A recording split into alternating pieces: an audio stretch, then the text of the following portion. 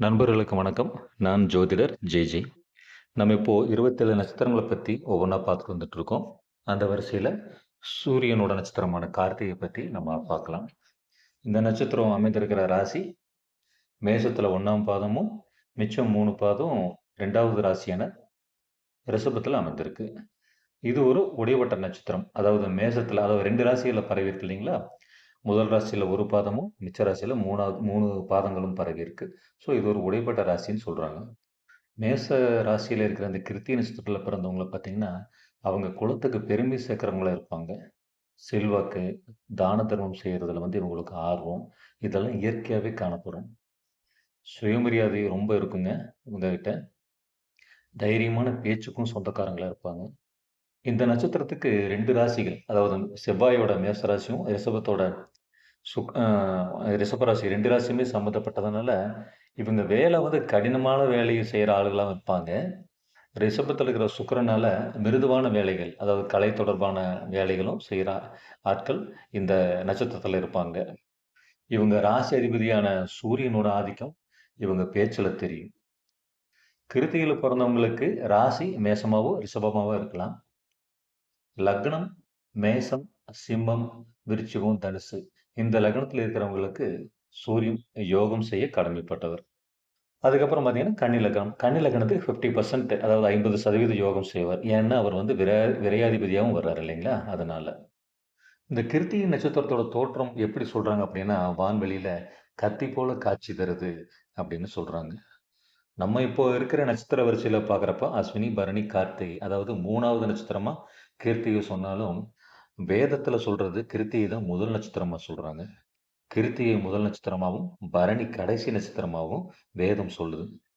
நம்மளோட வாழ்க்கைக்கு, நம்மளோட வாழ்க்கையில பூமியில உள்ள எல்லா உயிர்கள், பொருட்கள் எல்லாத்துலயுமே ஆதாரமா இருக்கிறது வெப்பம். சூரியனிலிருந்து கிடைக்கிற வெப்பம்.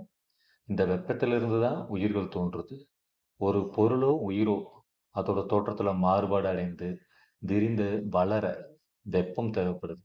அதனால தான் இந்த கிருத்திகை நட்சத்திரத்த வேதம் முதல் நட்சத்திரமா சொல்லுது. பரணியை ஏன் கடைசி நட்சத்திரமா சொல்றோம் அப்படின்னா, பரணியோட அதிதேவதை யமன். இப்போ பார்த்தீங்கன்னா, தோற்றம், அந்த தோற்றத்துக்கு அப்புறம் நம்ம வாழ்க்கையில நடைபெற மாற்றம், மறைவு. இந்த 3மே இந்த 2 நட்சத்திரத்துக்குள்ளேயே அடக்கிட்டாங்க.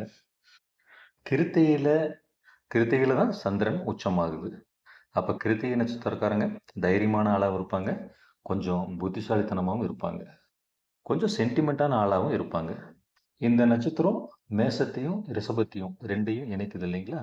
அப்ப இந்த 2 ராசியோட குணமும், அதாவது சுக்கிரனோட குணம், செவ்வாயோட குணம். இந்த 2 குணமுமே இந்த நட்சத்திரக்காரங்க கிட்ட காணப்படும். அதே மாதிரி செவ்வாய குறிக்கிற கிரகம், ஐ மீன் கணவர குறிக்கிற கிரகம் செவ்வாய். இந்த 2 ராசியையும் இணைக்கிற நட்சத்திரம் கிருத்திகை அப்படிங்கிறதுனால, கணவன் மனைவிக்குள்ள ஒற்றுமை அதிகரிக்க இந்த கார்த்திகை வர்ற நாட்கள்ல நம்ம விரதம் இருந்து முருகனை வழிபட, அவங்களுக்குள்ள இருக்கிற பிரச்சனைகள் குறைந்து 2 பேருக்கும் ஒத்துமையாகும். பிரிந்திருக்கிற கணவன் மனைவி ஒன்று சேர்றதுக்கு இந்த நட்சத்திரத்துல விரதம் இருந்து வழிபடுறது ரொம்ப நல்லதுங்க. அதே மாதிரி நம்ம கோவில் போறோம் அப்படின்னாவே, முடிஞ்ச அளவுக்கு வீட்டில இருந்து எண்ணெய், நெய் இந்த பொருட்களை எல்லாம் கொண்டு போய் கோவில்ல வச்சு வழிபடுங்க. இப்போ நம்ம அதாவது நல்லெண்ணெய், நல்ல எண்ணெய் இது எல்லாமே ஆ கிடைக்கிறதில்ல. இருந்தாலும் முடிஞ்ச அளவுக்கு அந்த பாக்கெட்ல வருது இல்லைங்களா? நெய் தீபம் சொல்லிட்டு, அது இந்த கலப்பட எண்ணெய்கள். இதையெல்லாம் முடிஞ்ச அளவுக்கு தவிர்த்தீங்கன்னா, நம்ம அந்த வழிபாடு செய்றதுக்கு உண்டான பலன் நமக்கு கிடைக்கும். வீட்டிலேயே அந்த கலப்பட எண்ணெய் அது இதெல்லாம் யூஸ் பண்ணாம, வெறும் நல்லெண்ணெய், நெய் இது மாரி யூஸ் பண்ணி, நீங்க இந்த விளக்கேத்துறப்போ அதோட பலன் நமக்கு கிடைக்கும். ஒண்ணும் இல்ல. இதெல்லாம் எதுக்கு பண்றாங்க அப்டின்னா, இந்த காற்றை சுத்தப்படுத்துற தன்மை நெய்க்கும், நல்லெண்ணெய்க்கும் உண்டு. அப்போ அதிலிருந்து வர்ற அந்த மனம், அதோட குணம் இதெல்லாம் காற்ற சுத்தம் பண்ணி, நல்ல ஆக்ஸிஜன் நமக்கு கிடைக்கிறதுக்கு வழி பண்ணுது. இதுதான் அதோட தாத்பரியம். நம்ம பாட்டுக்கு கண்ட எண்ணெயெல்லாம் வாங்கி ஊத்தி பத்த வைக்கிறதுல அர்த்தமே இல்லைங்க. அதே மாதிரி உணவு விஷயத்திலயும் இந்த நட்சத்திரக்காரங்க கொஞ்சம் கட்டுப்பாட்டோட இருக்கணும். அ அளவுக்கு அதிகமா எதையும் சாப்பிடுறது, அப்புறம் அசைவ உணவு அதிகமா எடுத்துக்கிறது. இது எல்லாமே அ உடல்நிலைக்கும் நல்லதில்ல, மனசுக்கும் நல்லதில்ல. முன்னாடி நம்ம தாத்தா காலத்துல, நம்ம அப்பா, அம்மா காலத்துலலாம் பார்த்தீங்கன்னா, நமக்கு அ நம்ம தமிழருக்குன்னு தமிழ்நாட்டுக்குன்னு சில நல்ல பழக்கவழக்கங்கள்லாம் இருந்துச்சு. திங்கள், வெள்ளிக்கிழமைலாம் பார்த்தீங்கன்னா, அவங்க அசைவத்த தொடக்கூட மாட்டாங்க. அதுக்கப்புறம் ஒரு விசேஷ நாட்கள், நல்ல நாட்கள்லயும் அசைவம் தவிர்த்துடுவாங்க. ஆனா, இன்னைக்கு அப்படி இல்ல. நம்ம சாப்பாடு கலாச்சாரம் வேற எதையோ நோக்கி போயிட்டுருக்கு. விரதம் இருக்கிறப்போ நம்ம மனக்கட்டுப்பாட்டோட இருப்போம். நல்ல சிந்தனைகள், அதாவது இறைவனை நோக்கி நம்ம வழிபட்டுக்கிட்டு அந்த சிந்தனையோட இருப்போம். அது முடிஞ்சதுக்கப்புறம் வெளிய வந்துட்டு நம்ம பழக்கவழக்கத்த மாத்திக்க கூடாது. சரிங்களா? அப்ப நம்ம எந்த காரணத்துக்காக, என்ன நோக்கத்துக்காக ஒரு நல்ல விஷயம், அதுக்காக வந்து நம்மள வருத்திக்கிட்டு நம்ம விரதம் இருக்கும். அதுதான் ஆண்டவனுக்கு பிடிக்கும். அதாவது விரதம் இருந்து அ விரதம் இருக்கிறத சொல்லாத, நம்ம பட்னியா கிடக்கிறத ஆண்டவன் விரும்புறதில்ல. ஆனா, அ அசைவ உணவ நம்ம தவிர்க்கிறது, இன்னொரு உயிர்களுக்கு வந்து நம்ம வலிய குடுக்கறது, இதெல்லாம் நம்ம தவிர்த்துக்கிறது நல்லதுங்க. எப்படி பார்த்தாலும் ஒரு உயிர கொன்னு அத சாப்பிடுறது பாவம் தான் இல்லைங்களா? ஆ வலி, அப்புறம் அந்த உறவுகள். அ ஒண்ணுமே இல்ல. ஒரு ஆடு, ஆட்டுக்குட்டி இருக்கிறப்போ, அந்த ஆட நம்ம குட்டிகிட்டருந்து பிரிக்கிறதோ, அந்த குட்டிகிட்டருந்து ஆட பிரிக்கிறதோ, இது எல்லாமே பாவ கணக்குகள் தாங்க. நம்மள மாரி தான் எல்லா உறவுகளும். அதுகளுக்கு வாய் இல்ல. ஆனா உணர்வு ஒண்ணு தானே. ம். எந்த பழக்கத்தையும் நம்ம உடனேயே டக்குன்னு விட்டுற முடியாது. இப்போ கொஞ்சம் கொஞ்சமா இந்த நல்ல பழக்கங்களை நம்ம பண்பாட்டுக்கு கொண்டு வந்துரணுங்க. இப்போ உள்ள ஜெனரேஷன் எல்லாத்துக்குமே கொஞ்சம் வாதம் பண்றாங்க. ஆ ஓகே தான். அறிவு நல்லா வளர்ச்சி அடைறது நல்லது தான். ஆனா அனுபவம்ங்கிறது அத விட பெரிய விஷயம் இல்லைங்களா? நமக்கு காலம் கடந்த பிறகு பல விஷயங்கள் புரியும். நம்மளே அப்படித்தான். சின்ன வயசுல ஒரு மாதிரியா இருப்போம். நமக்கு பல விஷயங்கள் தெரிஞ்ச மாரி, பல விஷயங்கள் புரிஞ்சுட்ட மாரி, அந்த மாரிலாம் மனசுல நெனச்சுட்டு இருப்போம். அப்புறம் காலம் நமக்கு கத்துக்கூட விஷயங்கள்லாம் இருக்கு இல்லைங்களா? அது நம்மள ஒரு பக்குவப்படுத்தி ஒரு நிலைக்கு கொண்டு போகும். அதனால இந்த வீடியோவ கேட்கிற சின்ன வயசு பசங்க, இளைஞர்கள் இதெல்லாம் வந்துட்டு இவங்கெல்லாம் வந்துட்டு கொஞ்சம் பெற்றோர் பேச்ச கேளுங்க. அ நம்மள நம்மள பெத்தவங்க, நம்ம அம்மா, அப்பா இவங்க வந்துட்டு நமக்கு கண்டிப்பா கெடுதல் செய்ய மாட்டாங்க. அதாவது கெட்ட பழக்கத்தையும் சொல்லி தர மாட்டாங்க. அவங்க சொல்ற ஒவ்வொரு விஷயத்திலயும் 1000 அர்த்தம் இருக்கும். இப்போ நீங்க அவங்ககிட்ட ஆர்க்யூ பண்ணீங்கன்னா, அவங்க அதிகமா திருப்பி திருப்பி பேசிட்டு இருக்க மாட்டாங்க. அதனால அவங்களுக்கு வந்து ஒண்ணும் தெரியல. நம்ம ஆர்க்யூமென்ட்ல அதாவது வாதத்துல ஜெயிச்சுட்டோம். அப்படிங்கிற மாரி மனநிலைலாம் வேண்டாம் நமக்கு. யாருக்குமே அது நல்லதில்ல.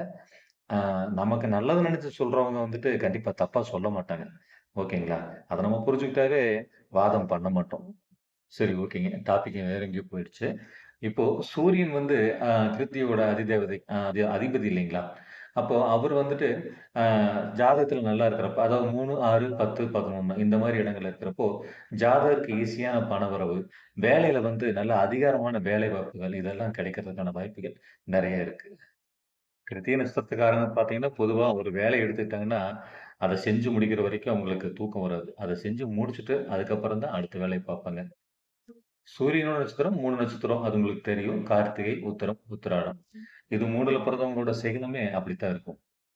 பிறந்த ஜாதகத்துல கார்த்திகைக்கு அதிபதியான சூரியனுக்கு சனியோட தொடர்பு ஏற்படும் பொழுது, அப்பாவுக்கும் ஜாதகருக்கும் சில கருத்து வேற்றுமையோ, இல்லன்னா தந்தைக்கு வந்து உடல் ரீதியான பிரச்சனை ஏதோ வர்றதுக்கு வாய்ப்பு இருக்கு. ஜென்ம லக்னத்துக்கு சூரியன் தொடர்பு பெறும்போது, அவங்களுக்கு வந்துட்டு அ உஷ்ணம் சம்பந்தமான நோய்கள், தலைவலி இருந்துகிட்டே இருக்கிறது, பைல்ஸு இது மாரி கொஞ்சம் தொந்தரவுகள் வரும். கடன் தொல்லை அதிகமா இருக்கிறவங்க, ஒவ்வொரு மாசமும் வர்ற கார்த்திகை நட்சத்திரத்தன்னைக்கு விரதம் இருந்து முருகன வழிபட நல்லது நடக்கும். கடன் பிரச்சனையிலிருந்து வெளிய வருவாங்க. அதே மாரி இன்னொன்னு, இந்த விரதம் ஆரம்பிக்கிறோம் இல்லைங்களா? அந்த ஆரம்ப நாள் விரதம். அது வந்து கார்த்திகை நட்சத்திரமா இருக்கிறது ரொம்ப சிறப்புங்க.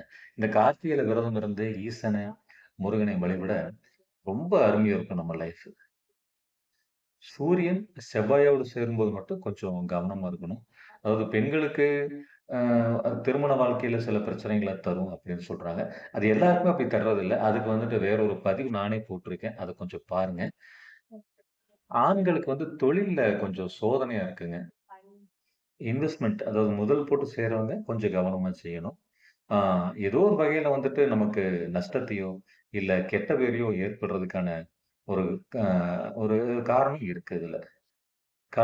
கலைத்துறையில இருக்கிறவங்க, அதாவது சுக்கிரன் சம்மந்தப்பட்டதுனால, இந்த கார்த்திகை நட்சத்திர விரத வழிபாட அவங்களும் கடைப்பிடிக்கலாம்.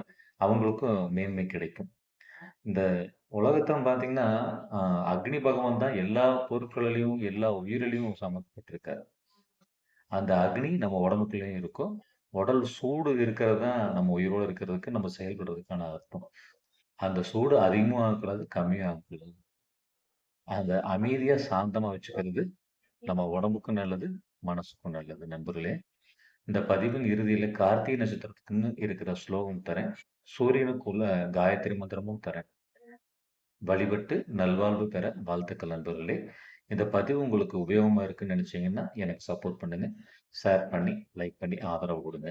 சப்ஸ்கிரைப் பண்ணுங்க நண்பர்களே. நன்றி, வணக்கம். மீண்டும் அடுத்த பதிவில் சந்திக்கலாம்.